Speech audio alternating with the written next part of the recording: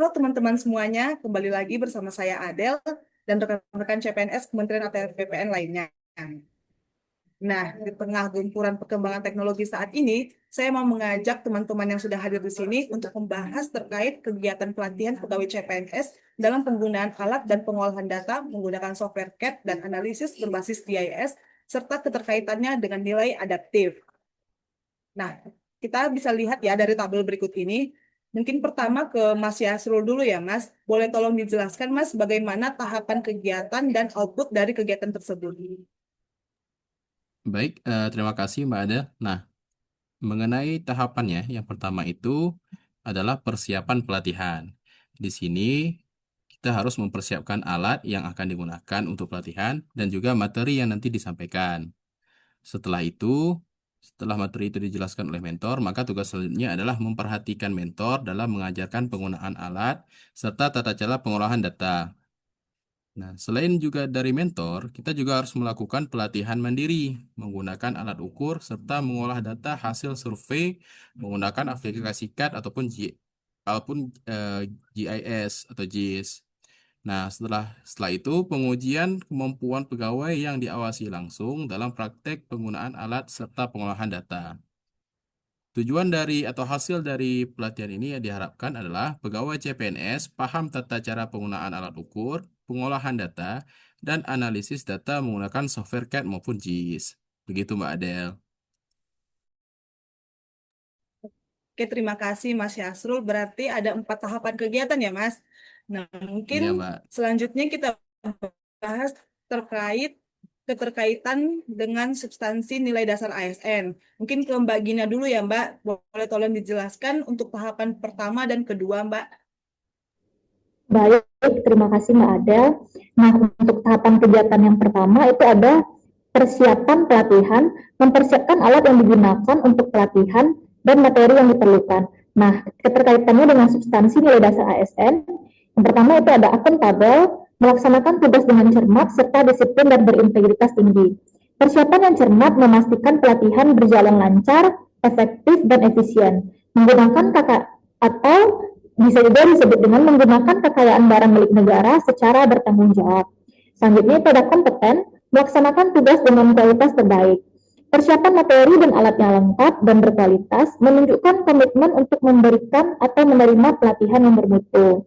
Dan yang ketiga itu ada berorientasi pelayanan, yang ada poin memahami dan memenuhi kebutuhan masyarakat. Persiapan yang matang menunjukkan kesiapan untuk memberikan layanan pelatihan yang prima kepada peserta. Dan selanjutnya itu ada tahapan kegiatan memperhatikan mentor dan mengajarkan penggunaan alat serta tata cara pengolahan data. Ada keterkaitan dengan nilainya, itu ada kompeten, meningkatkan kompetensi diri untuk menjawab tantangan yang selalu berubah. Peserta menunjukkan kesungguhan dan fokus dalam menerima ilmu dan keterampilan baru, yang merupakan wujud upaya pengembangan diri. Yang kedua, harmonis, menghargai setiap orang apapun latar belakangnya, menghormati dan memperhatikan mentor sebagai sumber pengetahuan, menciptakan suasana belajar yang kondusif. Selanjutnya itu ada adaptif, cepat menyesuaikan dalam menghadapi perubahan. Nah, itu ada kesiapan untuk menyerap dan memahami metode serta teknologi baru yang diajarkan oleh mentor. Selanjutnya ada adaptif, terus berinovasi dan mengembangkan kreativitas. Melalui penjelasan mentor, diperoleh ilmu dan wawasan yang dapat mendorong untuk penerapan prakteknya secara inovatif dan kreatif. Selanjutnya, untuk yang terakhir ada adaptif juga, itu bertindak proaktif, menjelaskan penjelasan mentor, serta berdiskusi secara aktif untuk memperdalam materi. Nah, begitu keterkaitan antara tahapan dan substansinya Mbak Adel. Oke, terima kasih Mbak Gina. Sangat jelas ya penjelasannya. Nah, selanjutnya untuk tahapan ketiga dan keempat, mungkin boleh Mbak Elena menjelaskan bagaimana keterkaitan substansinya, Mbak.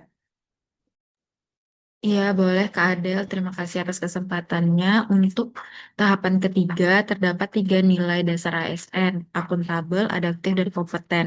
Untuk akuntabel sendiri, ada 1 nilai kode perilaku, yaitu menggunakan kekayaan dan barang milik negara secara bertanggung jawab, efektif, dan efisien. Menggunakan dan menjaga alat ukur dengan benar dan sesuai SOP penggunaan alat merupakan masuk ke dalam nilai akuntabel. Yang selanjutnya ada nilai adaptif dengan kode perilaku, bertindak proaktif dan terus berinovasi dan mengembangkan kreativitas. Melatih diri secara mandiri adalah tindakan proaktif untuk menguasai teknologi baru. Nilai ketiga yaitu kompeten dengan kode perilaku meningkatkan kompetensi diri, di mana meningkatkan kemampuan dengan penggunaan alat ukur serta pengolahan menggunakan aplikasi pemetaan. Untuk tahapan keempat, terdapat 3 nilai. Yang pertama akuntabel dengan kode perilaku, bertanggung jawab atas hasil kerja, dan bersedia dievaluasi. Proses pengujian dan pengawasan adalah bentuk pertanggungjawaban peserta atas pelatihan yang telah diterima. Hasil yang diperoleh harus jujur dan berdasarkan praktik yang benar.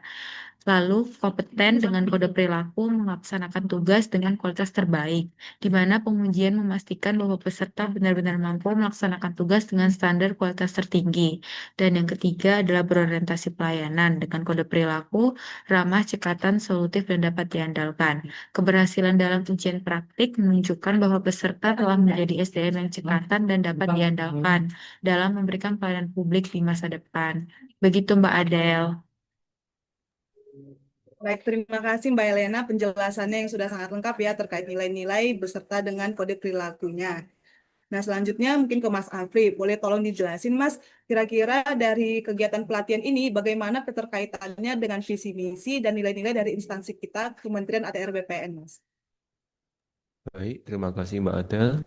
Mungkin yang pertama saya akan menjelaskan terkait kontribusinya terhadap visi dan misi organisasi, di mana dengan dilakukannya pelatihan ini, maka bagi pegawai BPN dapat mendukung visi dan misi Kementerian ATR kita dalam menyelenggarakan penataan ruang dan pertanahan yang produktif, berkelanjutan, serta berkeadilan. Nah, pelatihan tersebut menjadi dasar penting bagi kompetensi pegawai kantor pertanahan dalam pengolahan tanah dan ruang sehingga tercipta kepastian hukum, tertib tata ruang, serta mendukung pembangunan nasional yang berwawasan lingkungan dan berkelanjutan. Nah, untuk penguatan nilai organisasinya sendiri, itu dapat terwujudnya nilai-nilai terkait profesional dan terpercaya, di mana sebagai pegawai PN itu harus mampu dalam melaksanakan dan memahami proses kegiatan pengukuran atau analisis data sesuai dengan standar yang ditetapkan. Mungkin seperti itu, Mbak, yang dapat saya sampaikan. Baik, terima kasih Mas Afri.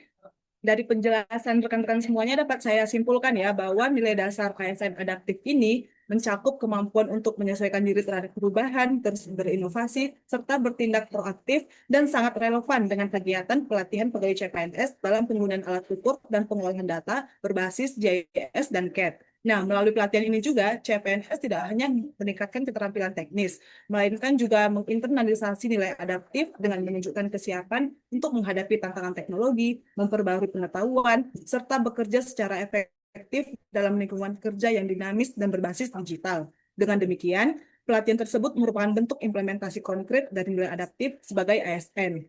Nah, mungkin sekian pembahasan kita pada kesempatan kali ini. Terima kasih saya sampaikan untuk teman-teman yang sudah hadir. Sampai jumpa di episode selanjutnya.